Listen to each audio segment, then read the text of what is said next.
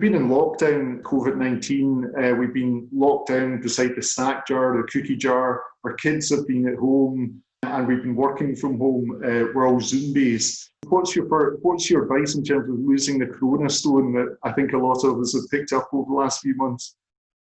And I love it. Everybody calling it the corona stone. I've heard the quarantine 15, the 15 pounds everybody seems to put on. And, you know, it's understandable because needless to say that, you know, the net energy activity that we do on a day-to-day basis, even just simply walking to and from your car, or, you know, walking over the road or down the road to the shop and back up to the office, or that all adds up greatly. So even though we might be still working out at home, or we might be still, you know, engaged or active with our work, it still doesn't the net energy expenditure doesn't equal. And then of course with the treats around the house, the temptation, the kids bringing home biscuits or, you know, baking things, everybody seems to have turned into like Gordon Ramsay all of a sudden. Before doing anything drastic, people tend to kind of wake up one morning and decide now is the day to change the world and to get back in control. But they rush into it and, you know, they go at it at full speed. If people can sit back and really analyze the situation that they're in, and I always recommend that people, first of all, get visual with what they're actually eating. So I recommend that they photograph everything they're eating for 3 days. Just simply anything you eat, that's the trigger to take a photograph with your phone. And when you actually look back at those photographs, you go, oh my God, how much I'm actually eating, not even knowing it. Oh, that's a great tip. Yeah, and I find it really, really useful because even in terms of portion sizes, it's great to be able to see, okay, well, like that looks like an awful lot of food, but you eat so fast, your brain works so fast that you gobble it all down, you feel bloated, your blood sugars spike and they drop, and then you go for a snack again. And when you're photographing all that, it does sound a bit controlling, but at the end of the day, it's just about bringing around awareness, right, and what your body actually needs. So it feels a bit like the start of January that we've all come out of the sort of lockdown period and the kids are going back to activities and the gyms are opening back up. How do we prolong that fitness drive, if you like? How do we maintain momentum throughout the summer? The best way I think of doing this is going for the thing that's the easiest, that I guess you have the most ability and the most motivation to change, right? So that you're here on the scale. Have you ever seen the BJ Fogg model? No? No, I don't think so, no. So Dr. BJ Fogg came up with this way of helping people create habits and healthy habits that they can sustain and carry out long term. And it's like a scale, right? So you've got motivation at the top and ability all along the x-axis. And if you can start not where most people start, where you need loads of motivation and loads of ability to carry out that action. So say Ewan wakes up tomorrow morning and I'm going to run 10 miles tomorrow morning, right? It's a good chance by day 3, you're going to find that a bit tough and there's a lot of resistance cropping up and, you know, things are getting thrown, like the kids are, you know, asking you to, I don't know, play a game or watch something with them or help them with their homework or whatever. But if you can say, okay, tomorrow morning you're going to get up, you're going to get outside for 10 minutes and go for a walk, right? And then next week you add on another 5 minutes. But you cannot go over those 10 minutes. That's the rule, that you have to stick to those 10 minutes because it builds up the want to keep going and to keep progressing and to keep that motivation climbing the scale while your ability starts to climb with it as your fitness grows with it. So I'd recommend you start with something really simple, really easy, and that isn't too taxing on your current demands. Oh, that's a great tip. So not to overextend yourself too early and basically burn out. In terms of snacking, there's a government ad just now basically saying you should restrict your diet to 3 meals a day. Is snacking a bad thing, or is it just that we're eating the wrong snacks? It depends. And it depends. But when it comes to snacking, it really is the environment that you're putting the snacks into. So is your body well nourished already? Have you already eaten a good meal that's sustaining with long-lasting carbs that keep you carrying over from one meal into the next? Some healthy fats, again, that help keep you full and sustained, and some healthy protein like that as well that keeps you sustained. If you're eating a good meal that's balanced with all the nutrients that you need, then there's a good chance you won't be craving snacks. Okay, and I say craving. It's not actually for hunger that we're eating these snacks. Most often it's because of cravings if we're eating a good diet. if we're not eating a good diet, say lots of processed foods and lots of junk food, it's a good chance we're not nourishing our body.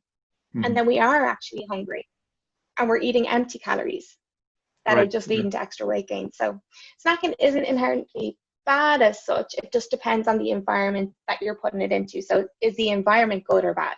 So any tips in terms of good snacks? I mean, should it be like carrot sticks and hummus type thing, or what would you recommend? I actually recommend, so have you heard of meal prep, where people prepare their meals in advance? Yes. Yeah, I recommend that people don't prepare their main meals, that they prepare their snacks, because most often than not, people are reaching for something when they want something quick, right? When they don't have to think, that they just want something to put in the mouth and, eat quickly and get from one place to another. So they're eating on the go most of the time. But to actually have the time to eat something good or make something good is demanding. So you need something that's quick and healthy. So I recommend meal prepping your snacks, getting loads of little Tupperware boxes and doing some healthy salads with a tin of tuna or a bit of hummus, like you say, and carrot sticks. Great. Or even some oat cakes and a bit of peanut butter, and have them there in the fridge. Prepare them the night before and then have them in the fridge. And you'll actually kind of start to see then how many times you are snacking as well, from the amount of Tupperware boxes you're pulling from the fridge. Yeah. I'm a big believer now in gut health. I'm coming through the back of bowel cancer, so it's something I'm very much going to be focused on. Why is gut health so important? And any tips in terms of keeping it the way it should be? Yeah, so you're definitely hitting home on something now that's really starting to break through in research as well. Dr. Ted Dinnan and John Cryan down in Cork, they set up a lab called Psychobiotics. And psychobiotics is that connection between your gut health and your mental health. And we all know that there's a big tie. You feel nervous one day and you'll notice it. You feel it in your gut. Your digestion might be a bit off, or there's a lot of things that you'll start to notice the connection between the two. Gut health, like you say, it covers so many different benefits within the body. You've got mood, digestion, your sleep levels, your anxiety and stress levels, and just in general, your overall health. Your gut is like your second brain, your master regulator. In order to, I guess, improve your gut health, first of all, trying to avoid antibiotics as many times as you can. You've probably heard that before. Yeah. As much as you can build up your immunity, that you don't need to be on them, the better. If you are on them, getting on a dose of probiotics. So probiotics like lactobacillus or bifidobacterium, and you can get them over the counter. I love Alflorex. But even if you haven't been on an antibiotic, I'd always recommend getting on a dose of probiotics for, say, 3 months every so often. Just do a dose of 3 months to build up your good bacteria within your gut. Then also feeding your gut with prebiotics. So we have trillions of good bacteria in our gut. And if you can feed that gut bacteria, it flourishes, it grows, and it nourishes your body. And you do that through things like fiber and prebiotics.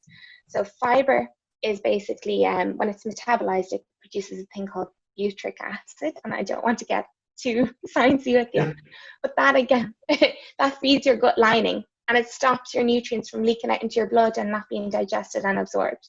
So it's like a protective lining all around your gut. So the more fiber you can feed that gut bacteria, the healthier gut lining will be. Also taking things like glutamine, EPA and DHA, those healthy fish oils, they're all really, really beneficial for your gut health. So there's a couple of things, but mostly if you're asking for the foods, because I can give you all the nutrients, but at the end of the day, it's the foods you're really interested in. It's whole foods, Ewan. It's so simple. It's whole foods. It's whole grains, your nuts, your seeds, your chicken, your turkey, your meat, your animal products, really, really beneficial for your gut health. You mentioned supplements there. Can we achieve what we need in terms of our nutrients intake through supplements, by, I'm thinking protein shakes versus eggs, I'm thinking about turmeric capsules versus in a curry, for instance. In terms of supplements, it always comes down to food first. I'd always say try and get as much as you can from your diet and get as skilled as you can in the kitchen. As quick and as skilled as you can. If you can prepare something in 5 minutes that's functional and it's serving you those benefits, I'd say educate yourself on the nutrients that are in food, so that when you're eating your plate, you're like, I don't need to be supplementing with vitamin D or vitamin C or vitamin A because I'm getting it on my plate. what part or relationship does what we eat have with our stress levels, and how can we improve that? So in terms of stress levels, our food has a massive impact. And you'll probably notice yourself, if you haven't eaten a good diet, you do feel a bit more tired, or a bit more groggy, or a bit more grumpy, or just notice your overall mood just isn't as vibrant as it normally could be. I guess when it comes to the relationship between what we eat and how we feel, all links back to the gut again. And serotonin, have you heard of the hormone serotonin? Yes, or the neurotransmitter yes. serotonin? Yeah. So serotonin, the happy hormone, the good feeling hormone.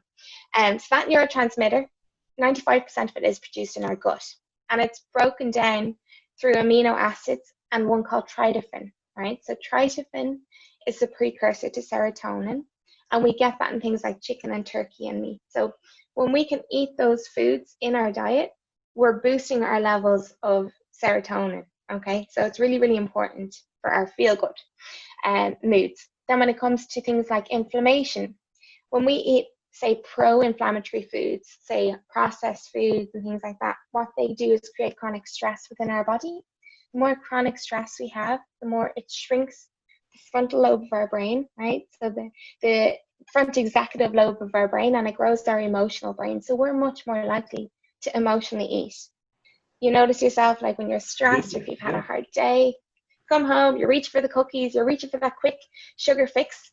And the reason being is those quick sugar fixes, they release tryptophan, which again is that precursor to serotonin, gives you a quick spike in serotonin, but it drops just as quick.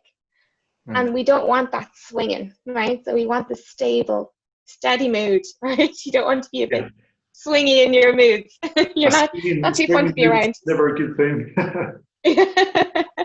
Never too fun to be around. So the main thing then, again, is coming back to whole foods that give you that sustained energy. Vitamin C, it's really good for anti-inflammatory, again, taking down the amount of stress in your body.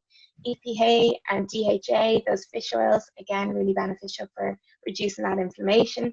So it's like, I know it sounds boring, but it's the whole foods, right? If you want to make them fun, add your spices in, add your herbs in, add some garlic, really beneficial. But at the end of the day, you're eating your nuts, your seeds, your whole grains, and your meats, your chicken, turkey, and animal products. No, it's really interesting to hear the science behind it, the biology behind it, because it makes sense when you hear it explained like that. There is a sense of, when I understand my food, I can relax around food. Does that make sense? Yeah. You're less likely to make less informed choices because you're kind of thinking of the after effects of this. How is it going to make me feel?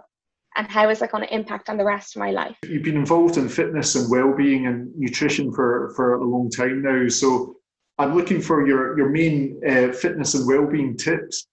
And things that we're buying, how we're being fooled is really, really, it's shocking, really, when you think about it, because you're going into the supermarket and you're picking up all your fruit and vegetables and you're putting them in your basket. You're going, okay, I couldn't be any healthier. I'm proud walking out of the supermarket. And then you go home and you look up the EWG's Dirty 12. Have you heard of this? No. So the Dirty 12 is the top list of fruit and vegetables that contain the most pesticides. And pesticides basically are sprayed in fruit and veg when they're growing, they haven't fully developed. And it stops them growing their vitamin and mineral content. So when it reaches full size, you've only the vitamin and mineral content of what it was like when it was like, say, a week old or 2 weeks old. So you're eating like massive volume with little nutrients. Whereas if you're eating organic, you're getting all the nutrients and vitamins at full size. Does that make sense? Yeah, wow. I knew organic was good, but yeah, that's really interesting. But a good tip actually, have you heard of resistant starch? No. So resistant starch is basically when you cook rice or cook pasta or cook any kind of potatoes or anything like that, cook them to full heat and then you let them cool. And when they cool, they build up a thing called resistant starch. And just as it says, it's resistant to digestion. So it feeds, like fiber, feeds your gut bacteria and grows your gut bacteria while you don't, I guess, absorb so many carbohydrates.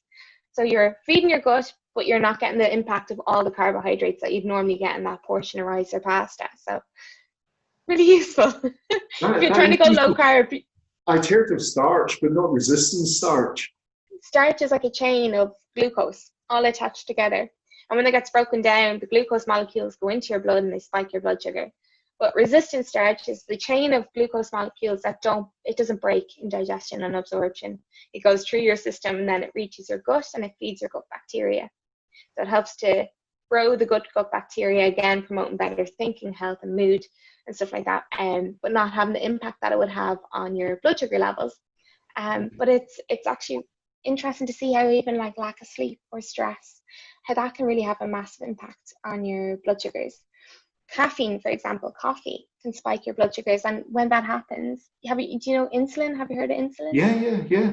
Insulin has to bring that back down. So that every time that happens, the more you build up that insulin resistance if you're overtaxing it, which can cause an excess storage in body fat. I guess when it comes to fitness and well-being overall, is that every single day do something good for yourself. Meditation, I'm really getting into meditation at the moment. I'm finding it really, really useful just in terms of being able to kind of unwind and reduce those anxiety levels in the current situation.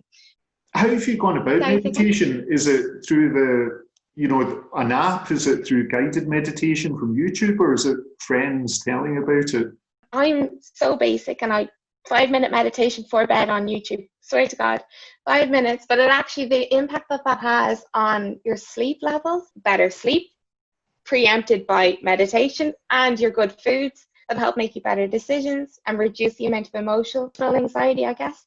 Those things can really help you, I guess, think clearer and make better decisions. So I think if you 5 minutes a day, it's not too much to ask, but it does really have a rolling impact. And would you recommend any good TED Talks or motivational videos? Yeah, I love Mindvalley. Have you ever watched any of the Mindvalley videos? No. Touches on all the different pillars of health and fitness, and I love it because if you're feeling like you want to learn a bit more about meditation, for example, or relaxation, there's kind of an expert in that field who does a lot of simple language but interesting talks. Or if you're interested in nutrition or fitness, great talks on that as well. Or even just about work productivity, really interesting talks. So that's available on YouTube, is it? Yeah. Oh, great. I must check that out. Any good fitness apps that you'd recommend to assist people in their fitness goals? Noodle is really, really good. And I've only come across it recently, but with the anxiety about people going out shopping at the moment and trying to do the least amount of kind of grocery shopping that they need to do, Noodle is really, really useful in terms of, say if you're looking in the fridge and you're going, I have nothing healthy, I'm going to ring Domino's, I'm going to ring, a takeaway company or get a takeaway. Noodle is really useful because all you do is you type in the current ingredients you have in your fridge or in your presses or wherever you have in the house, and it'll actually give you healthy recipes that are really quick and easy to make. So you've no excuses to not eat good anymore. Yeah, that sounds fantastic. Yeah, I must check that out. Thanks. And finally, what's your favourite quote? Wellbeing, nutrition, fitness. Pema Chodron, she has a gorgeous quote, and it's, "You are the sky. Everything else, it's just the weather." I like that. So I really like that. Yeah. Really like that. That's a great way to finish. Thank you. Yeah. Leah, if anyone wants to reach out to you and contact you, what's the best way of going about that? Yeah, so I'm on Instagram at Haeloo Nutrition. So it's Leah spelled backwards with 2 O's at the end, _nutrition, or on LinkedIn, again, Leah Headon. Yeah. Well, you've been very generous with your time. Thank you very much for taking the time to do this interview. We look forward to healthier Ireland as a result. Can't wait to see all your meals now, Ewan. I know you'll take that. Yeah, I'll be taking lots of pictures. Thank you. No problem. Thanks, Ewan.